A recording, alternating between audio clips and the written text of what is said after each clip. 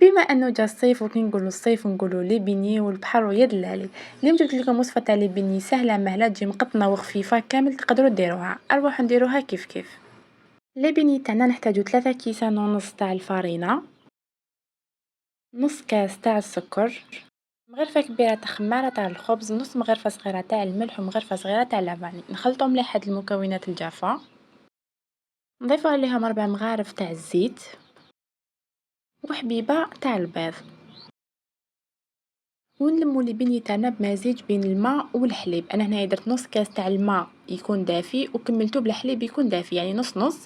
تقدروا تلموها غير بالماء برك كما تقدروا تلموها غير بالحليب برك، ونلمو حتى نتحصلوا على عجينه. وهاي العجينه لازم تحصلوا عليها كيما راكم تشوفوا، لازم تحصلوا على عجينه تكون تتلاصق في اليدين. نجيبوا العجينه نتاعنا ندلكوها شويه، ولا شتوها غلبتكم ولا تتلاصق لكم بزاف بقاو تضيفوا لها في الفرينه، يعني ماشي تيبسوها بزاف، يعني هكا ضيفوا لها شويه تاع الفرينه حق ما تشد روحها برك. هكذا كيما راكم تشوفوا حتى تحصلوا على العجينه تكون رطبه كيما راكم تشوفوا وتتلاصق نوعا ما في اليدين، يعني ماشي تتلاصق بزاف حاجه كبيره، تتلاصق شويه برك. نميوها ونخلوها تريح ربع ساعه.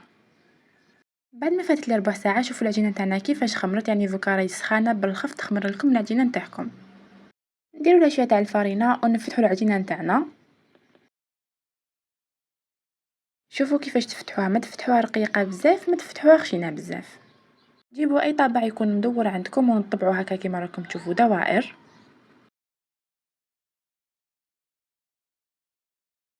شوفوا كيفاش يكونوا الدوائر، كيما قلت لكم يكونوش خشان بزاف وما يكونوش رقاق باسكو حيعاودوا يخمروا.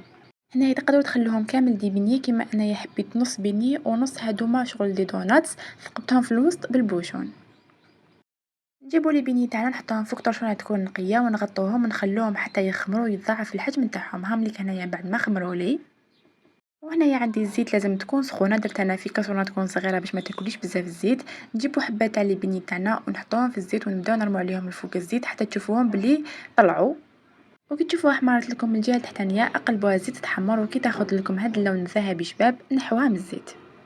كيما شفتوا معايا نحطوا الحبيبه تاع البنيه تاعنا نبداو نرموا عليها الزيت من الفوق، يعني نبقاو نرموا في الزيت حتى نشوفوها بلي طلعت كيما راكم تشوفوا. نقلبوها الجهه الثانيه زيت تحمر ونحيوها.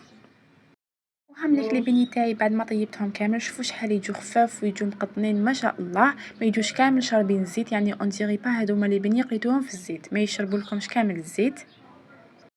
ونجو نديرو هكا فتحه صغيره يا بالمقص ولا بالموس باش نعمروا لي بني تاعنا من الداخل،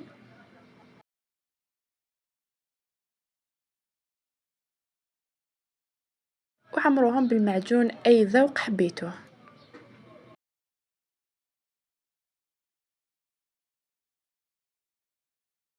وهنايا عندي كميه تاع السكر اللي نرمدو فيها لي بني تاعنا، هاي ليك هكذا نرمدوهم في السكر ولي بني تاعنا راهم واجدين.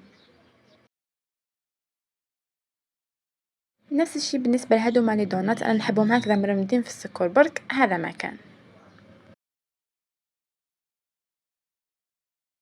اي فوالا هامليك لي بني تاعنا راهم واجدين، جاو بزاف بنان خير من اللي نشروهم من برا.